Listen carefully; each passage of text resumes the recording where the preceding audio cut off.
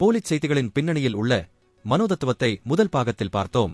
ஆனால் வெறும் மனித மூளையின் பலவீனம் மட்டுமே இவ்வளவு பெரிய பேரழிவை ஏற்படுத்திவிட முடியுமா என்ற கேள்வி உங்களுக்குள் எழுந்திருக்கலாம். இதன் பின்னால் உலகின் ஆகச்சிறந்த மூளைகளால் வடிவமைக்கப்பட்ட பல்லாயிரம் கோடி மதிப்புள்ள ஒரு பெரும் வணிக கட்டமைப்பு இயங்கிக் கொண்டிருக்கிறது. நாம் போலிச் செய்திகளை தேடிப் போவதில்லை, அவைதான் நம்மை தேடி வருகின்றன.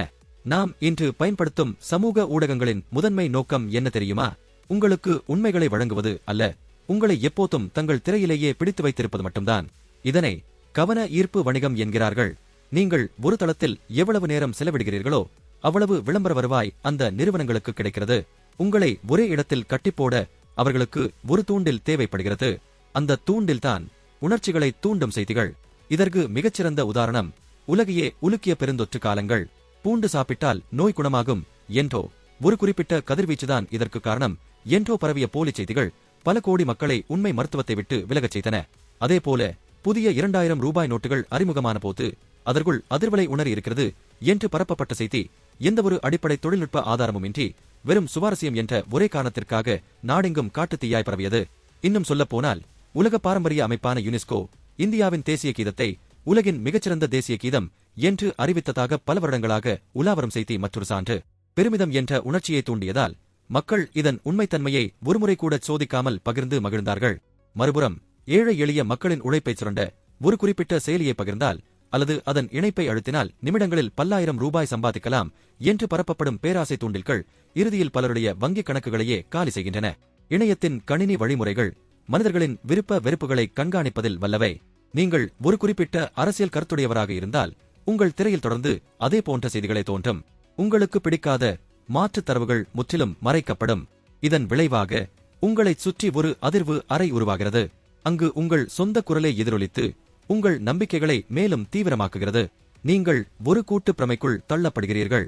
உண்மை எது பொய் எது என்று சுயமாக சிந்திக்கும் ஆற்றலை இந்த தனிமைப்படுத்தப்பட்ட தகவல் உலகம் மெல்ல மெல்ல கொன்றுவிடுகிறது.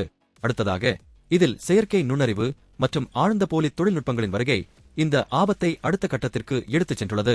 ஒரு தலைவர் பேசாத வார்த்தைகளை அவர் பேசுவது போலவும் நடக்காத ஒரு நிகழ்வு நடந்திருப்பது போலவும் அச்சு அசலாக போலியான காணொளிகளை இன்று உருவாக்க முடியும். இன்று கண்ணால் காண்பதையே நம்ப முடியாத ஒரு மாய உலகிற்குள் நாம் நுழைந்திருக்கிறோம். தொழில்நுட்பத்தின் வளர்ச்சி பொய்களுக்கு விசுவரூபத்தை கொடுத்திருக்கிறது.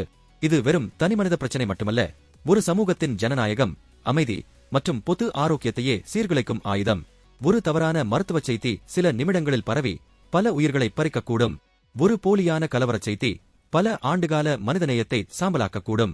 போலிச் செய்திகளை உருவாக்குபவர்கள் வெறும் பொழுதுபோக்கிற்காக செய்வதில்லை, அரசியல் ஆதாயத்திற்காகவும் வணிக இலாபத்திற்காகவும் திட்டமிட்டு நடத்தப்படும் ஒரு தகவல் போர் இது. அப்படியென்றால் இந்த தொழில்நுட்ப பேரரசிடமிருந்து நம்மை நாம் எப்படி காத்துக்கொள்வது? முதல் வழி தகவல் நுகர்வை குறைப்பது.